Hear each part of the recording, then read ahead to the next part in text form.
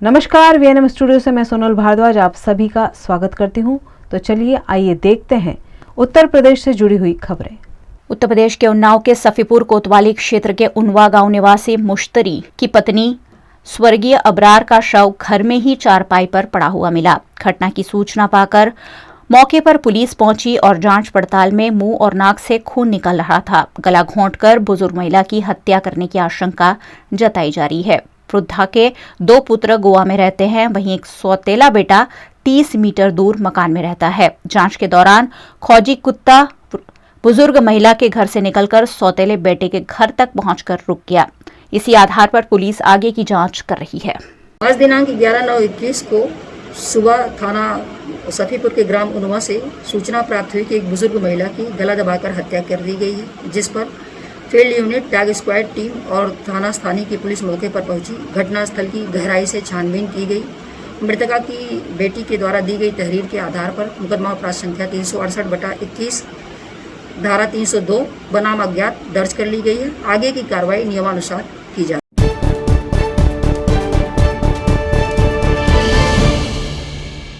उत्तर प्रदेश के पुराने लखनऊ में शातिर अपराधी अन्नू अनवर की गोली मारकर हत्या कर दी गई है। हत्या की सूचना मिलते ही पेट्रोलिंग कर रही पुलिस ने मौके से ही 3 युवकों को हिरासत में लिया। उनसे पूछताछ की गई और पूछताछ के बाद मुख्य आरोपी शारिक को गिरफ्तार कर पुलिस ने घटना का पर्दाफाश कर दिया। अन्नू अनवर की हत्या की वजह निजी रंजिश बताई जा रही है। अन्नू अनवर लखनऊ पुलिस के लिए अपराधियों में एक ऐसा नाम था जो कई बार पुलिस का इनामी रहा। शहादतगंज चौक, विकास नगर से लेकर सरोजनी नगर तक कई लूट की वारदातों को अन्नू अनवर ने अंजाम दिया था। शनिवार देर शाम ऐसी 17 जघन्य अपराधों को घटनाओं को अंजाम दे चुका अन्नू अनवर मारा गया। बताया जा रहा है कि अन्नू शहादतगंज के वाजपेयी मिष्ठान भंडार के पास अपने दोस्तों के साथ खड़ा होकर कुछ खा रहा था। उसी दौरान अवैध तमंचा और पिस्टल लेकर आए शहादतगंज के ही रहने वाले शारिक ने अन्नू उर्फ अनवर के सिर पर पीछे से गोली मारकर उसे मौत के घाट उतार दिया।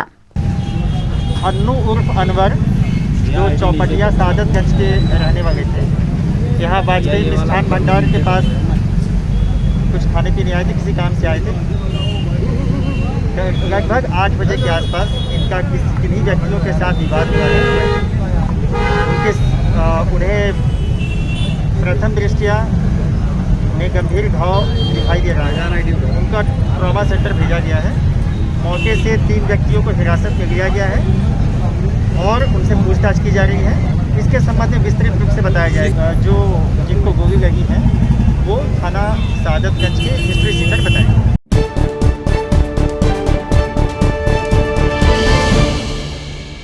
2022 में होने वाले उत्तर प्रदेश विधानसभा चुनाव को देखते हुए राजनीतिक दलों में वोट के लिए लड़ाई तेज होती जा रही है। आलम यह है कि सभी पार्टियां एक वोट और वोटरों तक पहुंचने के लिए कई कार्यक्रम और अभियान चला रही है। बीजेपी के राष्ट्रीय अध्यक्ष जेपी नड्डा द्वारा शनिवार को बूथ विजय अभियान की शुरुआत की गई थी, तो उसी के जवाब में समाजवादी पार्टी के अध्यक्ष अखिलेश यादव ने प्रदेश के प्रत्येक व्यक्ति तक संपर्क साधने के लिए हर बूथ पर यूथ जनमन विजय अभियान की घोषणा की है। वोट भी बढ़ाएंगे और बूथ भी जिताएंगे। इसी संकल्प के साथ मुलायम सिंह यूथ ब्रिगेड के प्रदेश अध्यक्ष श्री अनीस राजा द्वारा संचालित प्रदेश व्यापी अभियान हर बूथ पर यूथ के तहत उत्तर प्रदेश के सभी जिला महानगर के एक बूथ पर समाजवादी पार्टी के लिए बूथ स्तर तक की कमेटी बनाकर संगठन को मजबूत करना, वोटर लिस्ट में नाम बढ़वाकर 100% वोट पाने का प्रयास करना, गांव शहर के गली मोहल्ले में चौपाल लगाना, नुक्कड़ सभाएं करना और सभी जिलों में साइकिल चलाकर समाजवादी विकास के कार्यों को जन जन तक पहुंचाकर लोगों को जागरूक करने की कोशिश की जा रही है। मुलायम सिंह यादव यूथ ब्रिगेड जो कि समाजवादी पार्टी की यूथ है, वो लगातार हर बूथ पर यूथ प्रोग्राम के तहत वोटिंग लिस्ट में नाम बढ़ाने का काम पूरे प्रदेश में हर विधानसभा में, हर ब्लॉक पर, हर ग्राम में जाकर के वोट बढ़ाने का काम कर रहे हैं। फॉर्म 6 भरवा करके वोट बढ़ाने का काम कर रहे हैं। फॉर्म 7 अगर किसी की मौत हो गई है या कोई वो मोहल्ला छोड़ करके एरिया छोड़ कर चला गया तो फॉर्म 7 भरने का काम कर रहे हैं। उसके बाद फॉर्म 8 अगर किसी का कोई करेक्शन है तो उसमें करेक्शन करवाने का काम कर रहे हैं। पूरे प्रदेश में और साथ ही साथ निर्वाचन आयोग का जो एक आदेश आया है कि 80 साल के ऊपर के लोग या कोई विकलांग अगर घर में वोट देना चाहता है तो उसके लिए फॉर्म 12 भरवाने का काम कर रहे हैं। जिस तरह से भारतीय जनता पार्टी और RSS गंदी मानसिकता जो उनकी हमेशा रही है, क्योंकि जनता ने उनको पूरी तरह से नकार दिया है। नकारने के बाद एक बार फिर से वो लोग षड्यंत्र रचने का काम कर रहे हैं। समाजवादी विचारधारा के जितने भी समाजवादी वोटर हैं उनके लोगों का वोटिंग लिस्ट से नाम कटवाने का काम कर रहे हैं।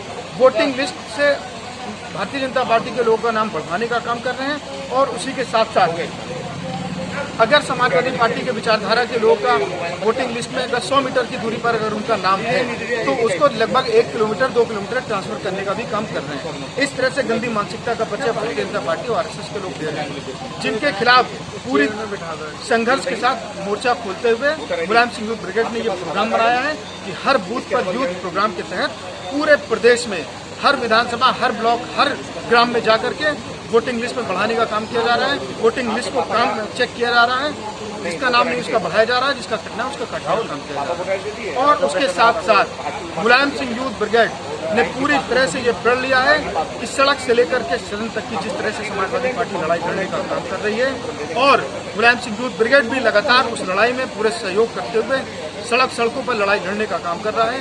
गरीब किसानों, छात्रों, नौजवानों, दलितों, पिछड़ों, वंचितों और अल्पसंख्यकों की आवाज़ जनाब अखिलेश यादव जी के आह्वान पर पूरे प्रदेश में भारतीय जनता पार्टी के खिलाफ लड़ाई लड़ने का काम कर रहा है। उसको बढ़ाते हुए उसी चरण में ये प्रोग्राम को बनाया गया है और पूरे प्रदेश में इसको चलाने का काम किया जा रहा है। और मुलायम सिंह यूथ ब्रिगेड के लोग ये प्रण किया है कि जब तक इन झूठे जुमलेबाजों को, इन फिरका प्रस्तावकों को, इन संविधान विरोधी, किसान विरोधी, नौजवान विरोधी सरकार को जब तक इस सूबे से उखाड़ करके फेंक नहीं देते तब तक वो खामोश होकर के नहीं रहेंगे। अभी तक कितने लोगों का लक्ष्य रखा गया है वोटर लिस्ट में नाम बढ़ाने के लिए?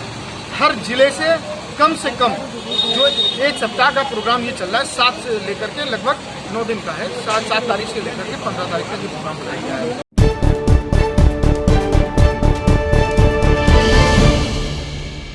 उत्तर प्रदेश बांगरमऊ उन्नाव के RS चौराहे पर स्थित RS इंटर कॉलेज अम्बापारा में वक्फ बोर्ड के राज्य मंत्री मोहसिन रजा ने अटल टिकरिंग लैब का उद्घाटन किया। इस मौके पर क्रय विक्रय समिति के अध्यक्ष रणंजय प्रताप उर्फ मोनू सिंह भी शामिल रहे। इस मौके पर मोहसिन रजा ने छात्रों को संबोधित करते हुए कहा कि सरकार की मंशा है कि मुस्लिम बच्चों के हाथों में कुरान और दूसरों के हाथ में लैपटॉप की उपलब्धता होने से हमारे देश का विज्ञान आगे बढ़ेगा। वहीं क्रय विक्रय समिति के अध्यक्ष रणंजय प्रताप ने कहा कि अटल टिकरिंग लैब से विद्यार्थियों की सोच बदलेगी। इससे उनकी रचनात्मकता में वृद्धि के साथ उनके सहयोग की भावना का विकास भी होगा।